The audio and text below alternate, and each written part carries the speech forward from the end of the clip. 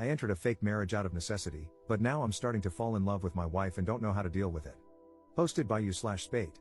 This is all a very complicated and sad situation. About 4 years ago, my wife and partner of 8 years passed away due to complications after the birth of our second son. I was deployed at the time and completely devastated. After flying home, I felt that nothing would ever make me happy again. My sons are great, now 6 and 4, but overwhelming, so I asked a sister of one of my Marine buddies, Cass, to help out. She had been friends with my wife, but not close friends, and she agreed in exchange for a place to stay. At the time, Cass was only 20 years old and in quite a bit of debt due to her extremely abusive ex-boyfriend, whom she had finally left about 3 months earlier. During the first few weeks of her helping out with the boys, she asked to borrow money to see a doctor due to shaking hands. She had no insurance. I happily obliged. She was an angel, doing all the cooking and cleaning and keeping my young family together. It turned out that she had developed some sort of neurological disorder, probably brought on by repeated abuse. At the time, it seemed simple. I had good insurance, she needed healthcare, I never thought I'd be able to move on from my wife, and she was afraid of intimacy. I agreed that I would marry her but keep our relationship platonic. She promised not to burden me with her debt, and we had a prenuptial agreement and all. I know that this is fraud of the government, hence the throwaway, but we were both so damaged and needed somebody, even if not intimately. The past 3 years have been about as good as expected, if not better. Cass is great, better than great. She keeps the house spotless, has food ready every night when I get home, and has been working overnights as a baker and has almost paid off her debt. Her condition has improved greatly as well, thanks to the excellent medical care she received. With the boys, she is a saint. She tells them about their mother, shows them pictures, takes them places for fun, and even taught them how to read. Of course, the 6-year-old just finished kindergarten, but my 4-year-old is going to be the smartest kid in his class next year. Sometimes, the 4-year-old calls her mommy, but she shushes him and reminds him her name is Cass and that mommy is the angel whose picture is above the fireplace. Once her debt is fully paid off, the kids are in school, and she saves up a bit of money. She plans to go into a nursing program. Our relationship is still platonic but very caring. I've cried on her shoulder more times than I can count, and she's done the same. One night, I was very stressed out and yelled at her about something pretty inconsequential. She had taken my sons to see Santa without me. She, of course, became quite frightened, but we worked it out, and I even offered to pay for her to see a counselor. She didn't. That was 2 years ago, and while we've had minor fights since then, we've been able to work through them. She seems to understand me whenever I'm hurt, upset, or angry, and she's calming in a way that I can't explain. The problem, Reddit, is that I think I might be falling for her. I've been noticing little things, her scent, her smile, her laugh. The way she smiles with her eyes when she sees me, how much my boys love her. Not to mention that she's gorgeous, hardworking, and one of the strongest people I've ever encountered. A few nights ago, I almost kissed her after we had put the boys to bed, and her hugs goodbye have started lasting a little bit longer. The other day, she was taking a nap in my bed, she was washing her sheets, and I wanted to join her. Not to have sex with her, just to lay with her, hold her, and kiss her. I don't know what to do or how to even bring this up. It's been 4 years since my wife died. I can only think of a quote from A Song of Ice and Fire in which a character says, "When the sun has set, no candle can replace it," meaning that since his true love has died, nobody could replace her. That's how I used to feel, but there have been days when my thoughts are occupied with Cass, and I haven't even thought about my wife. I feel bad about it, and I still miss her, but I never thought I'd be able to move on. I feel guilty and disloyal. At the same time, I want her, not just sexually or physically, but romantically. I want to be intimate with her, not just as friends. I don't know how to bring it up. I don't want to scare her or make her uncomfortable, but this is becoming more difficult than I could have ever imagined. I was thinking about asking her to get dinner, just the two of us, and bringing it up. But what if she refuses? How can I gauge her interest? If it means anything, the other day she was having a hard time with the boys, they were restless and out of hand, so I brought her home some of her favorite flowers. She was extremely giddy, gave me another lingering hug, and even gave me a quick kiss on the lips. I was taken aback, but she pranced around, finishing dinner and putting the flowers in a vase. What does this mean? Edit. Screw it. It's been an hour on here, and you've convinced me to tell her. I've called her favorite fancy restaurant and made a reservation. Her brother agreed to babysit and let her/me stay at his place tonight if she isn't into it or feels uncomfortable. She paid off her debt this morning. Apparently, she just texted me a picture of the check, and next week is our 3-year anniversary, so that's the prelude. I'm going to tell her at dessert. I'm nervous as hell. Update 1 day later. Last night was hectic at first. Our younger son ate what he called a giant fuzzy spider, and Cass wanted to take him to the hospital, even though he was fine. Her brother, we'll call him Joe, told her he'd take care of it and basically forced her out of the house to celebrate getting out of debt. She really didn't seem like she wanted to go. At all. I was getting nervous.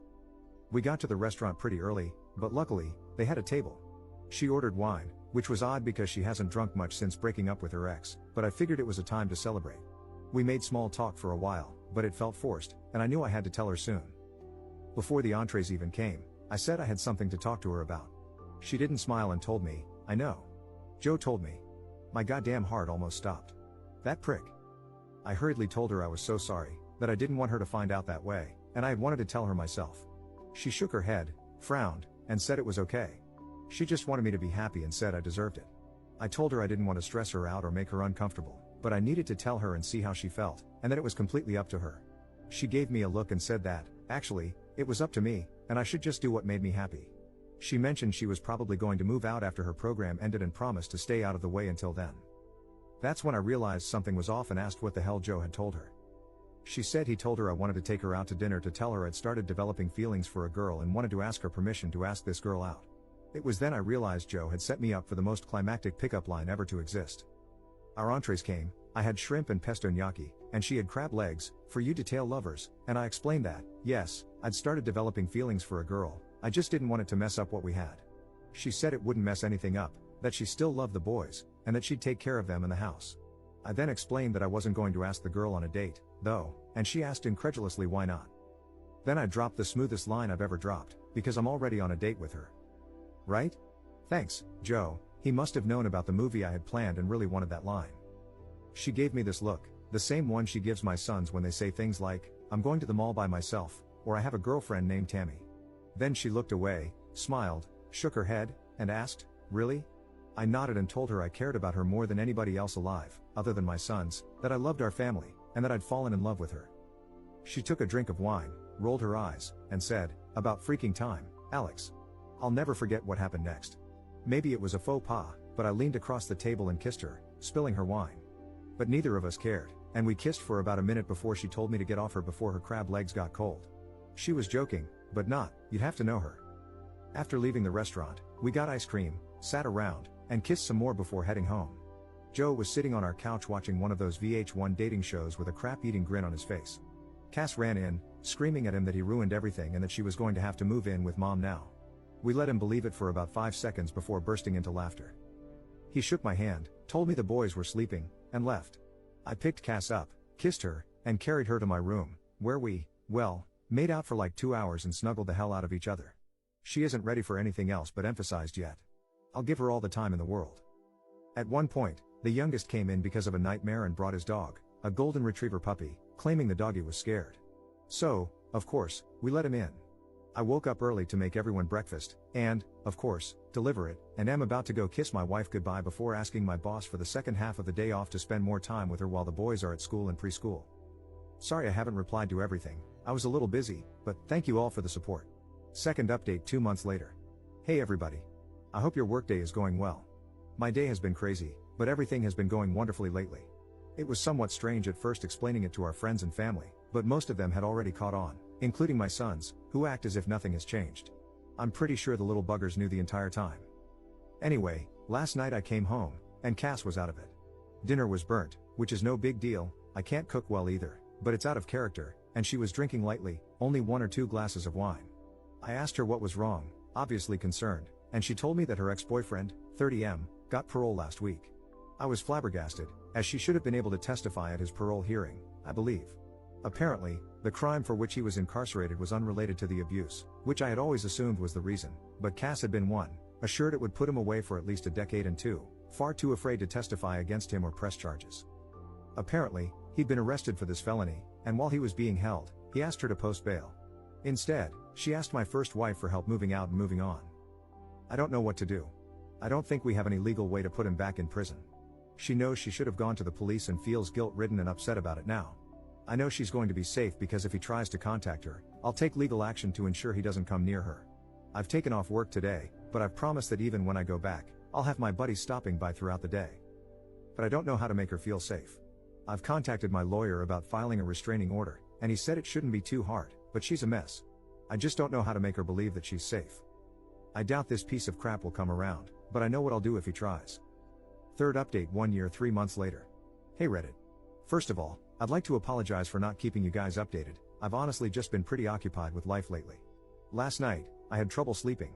I was browsing the internet when an article about Reddit popped up, And I thought, I wonder how those nice people are doing. Then I signed in and realized that a lot of you really care about how my life is going with Cass. The answer is, pretty well now. Things got tough for a while when her ex was released from prison last year, though. She was so afraid that he'd contact her. Until he did. I remember that night like it was 5 minutes ago.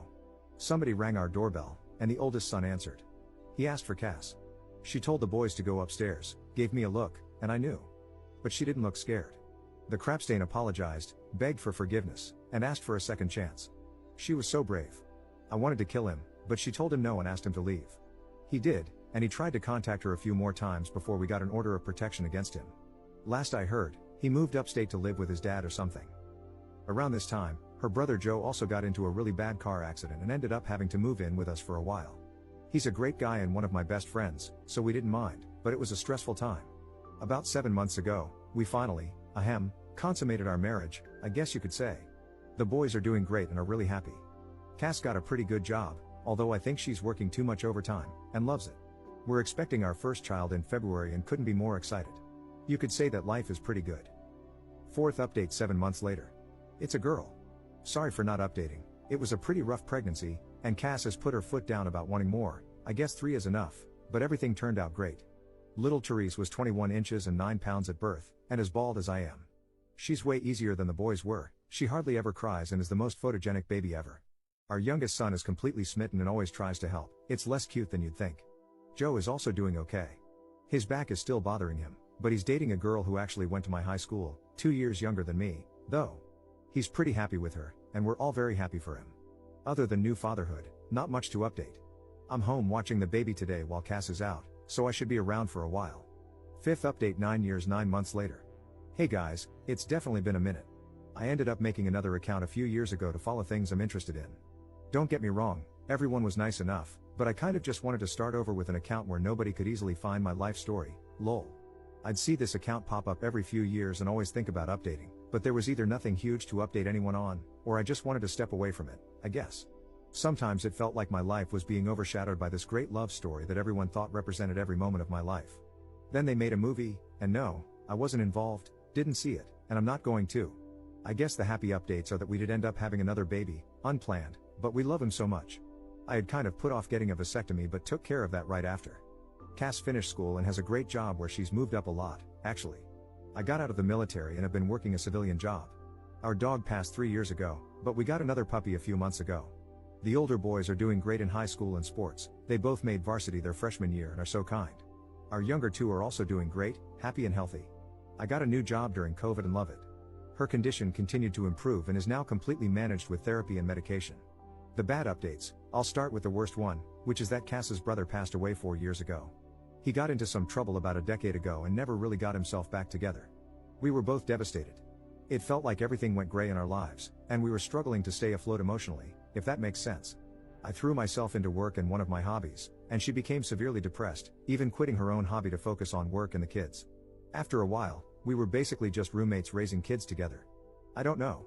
Hindsight is 20/20, and I think we just didn't focus on each other because we were too focused on ourselves. About 7 months ago, I asked for a separation and moved out. She was devastated and didn't agree with it at first, but eventually, she accepted it. I didn't cheat on her, but I definitely saw how other marriages in our friend group worked and realized that she barely asked me about my day, my hobbies, or anything anymore. Everything we talked about was bills, kids, or adult responsibilities, not the fun things we used to do even when we had kids. I found myself talking more to friends about my feelings and hobbies than I was to her. One of those friends was a woman, but it was just talking, nothing physical. Even looking back, I don't think it rose to the level of an emotional affair, but I also know I was more excited to talk to this woman at one point than I was to Cass. I know all marriages have mountains and valleys, but this valley felt endless. I reasoned that we'd had a great almost 15 years, and nobody could take that away from us, but we deserve to be happy. I've dated a little here and there, but nothing serious. My 2 older boys stopped talking to me when we separated and wouldn't come over. I know Cass has tried to encourage them to visit, but they're stubborn. I think they blame me. She says she hasn't told them anything, but I don't know. The younger ones were coming over every other weekend and whenever I asked them to. Around September, I realized I'd made a huge mistake. Unfortunately, around that same time, I found out she'd started seeing someone else, a woman she used to work with. I felt like I'd completely ruined my life and went to a dark place. I was drinking a lot, both alone and at bars when I didn't have my kids. There were a few incidents where we fought, really fought. Sometimes she wouldn't let me talk to the kids, saying she knew I'd been drinking, which hadn't been an issue when we were together. I got mad and said some things I now regret. I quit drinking around the holidays, about a week before Christmas. It was hard with all the parties, but I'm glad I did. Since then, I've been asking for more time with the kids and trying to reach out to my older two. Now, my younger kids come over almost half the time, and my second oldest sometimes joins them. The oldest was nice to me when I came over for the holidays, but he doesn't answer my calls or texts. The kids and I are all in individual therapy. I'm not sure where to go from here. I asked Cass if she wanted me to take the kids for Valentine's Day, but she said she didn't have plans. She ended things with her girlfriend a few weeks ago. I kind of joked that we could hang out since we'd both be alone, but I don't think she realized I was serious. I was, and still am. I can see things more clearly now that I've been sober for a month. Not 100%, but I know I wasn't a full-blown alcoholic. Still, binge drinking is just as bad. I'll have 1 or 2 beers socially now, but no more, and I never drink alone. There's no alcohol in my apartment. The reason I don't know where to go from here is that she's so happy right now.